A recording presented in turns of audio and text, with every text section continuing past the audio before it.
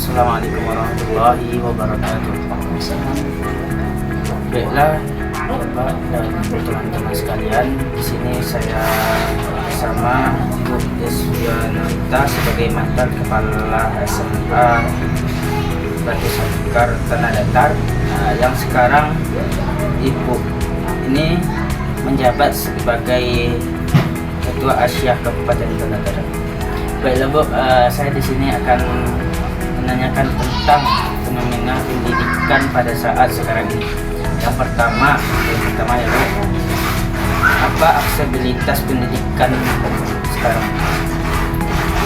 Setelah yang Nanda meskipun sudah pensiun 2 tahun masih 3 tahun, tapi selalu eksis di bidang pendidikan karena banyak sekali ilmu pendidikan yang harus kita sikapi dan tidak sama sekali kita aksesibilitas di mana itu tidak belum merata.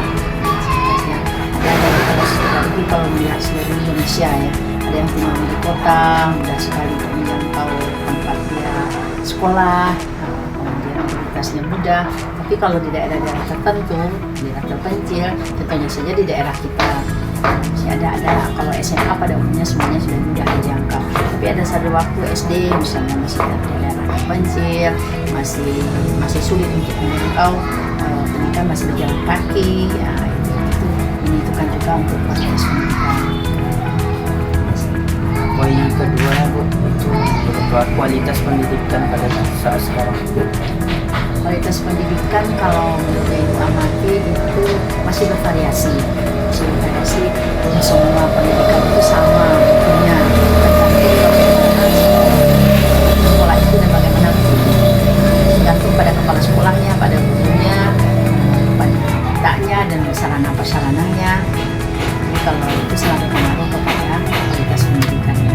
Misalnya saja kalau gurunya berkualitas, kepala sekolahnya berkualitas, tentu siswanya akan menjadi siswa yang berkualitas. Tapi kalau pendidiknya belum berkualitas, itu belum merata di semua sekolah.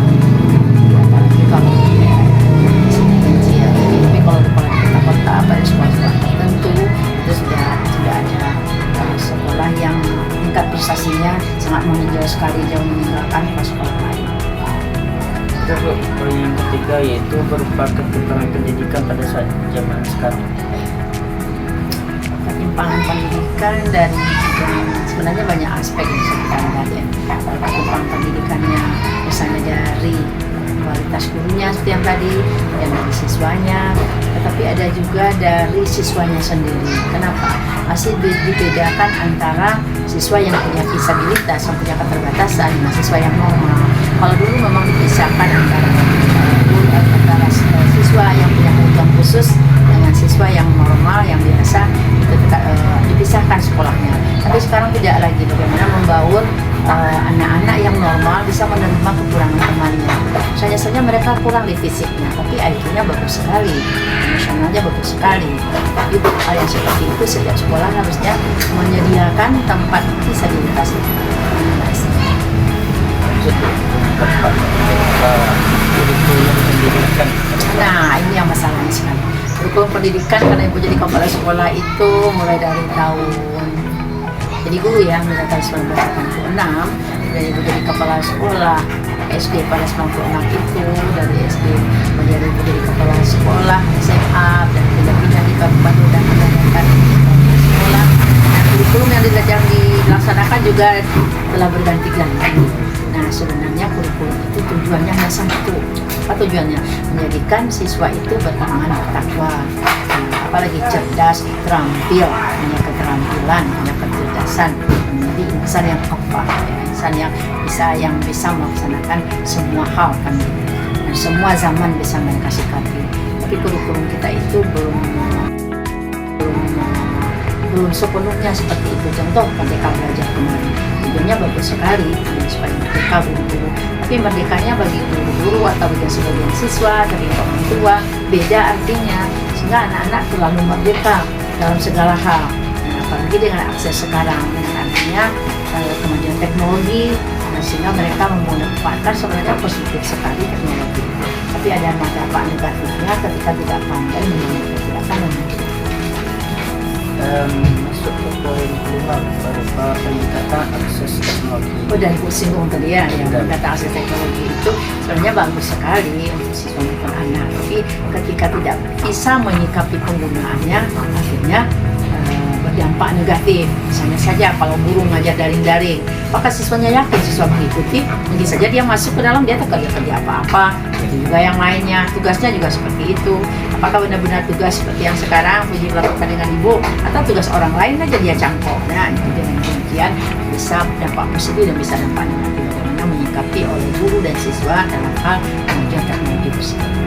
Gini, kan penggunaan teknologi kebanyakan mahasiswa kebanyakan itu melakukan mencari jawaban di ChatGPT itu apa dampaknya? Dampaknya mahasiswa tidak berproses. Ya. Harusnya mahasiswa itu rajin membaca. Nah, rajin membaca, sehingga dengan membaca dia terlatih membaca, dia terlatih menyimak, dia terlatih untuk bicara, karena semua hal itu dia pahami. Tapi ketika bertanya saja kepada si yang ada di dia, tanya aja sama si Google itu, langsung dia jawab tanpa proses apa-apa. Sehingga kalau bagi mahasiswa yang seperti itu, pustaka sepi, mereka tidak akan ke pustaka. Padahal belajar yang paling benar itu adalah belajar dengan membaca. Salah Allah menyuruh melalui Nabi Muhammad, yang pertama apa? Bacalah, dibacalah. Nah, itu main singkat saja, main cepat saja, tapi tidak melalui proses itu. Jadi anak-anak sekarang belajarnya instan, Iya. nggak instan terhadap buku. Iya, instan. Jadi sangat sekali mereka menggunakan buku, karena sumber belajar itu buku.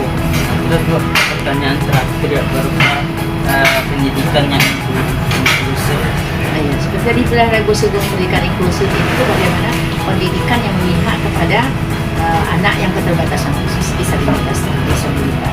Jadi sekarang ada sekolah-sekolah tertentu, sekarang sebenarnya semua sekolah membuka itu. Tidak hanya misalnya kota datar ini dulu ada di Semayang, misalnya sekolah Kusma S3, misalnya SMA 2 bisa membuka, SMA 1 bisa membuka, misalkan ya, yang bisa membuka. Nah, jadi dengan demikian anak itu tidak pergi jauh, ada sekolah ada di dekat dia. Jadi cuma saja bagaimana setiap sekolah melengkapi dan menyediakan sarana-sarana.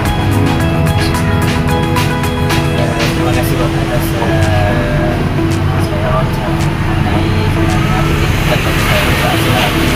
Mungkin itulah Bapak-bapak teman-teman, ibu ini merupakan tokoh pendidikan di Kabupaten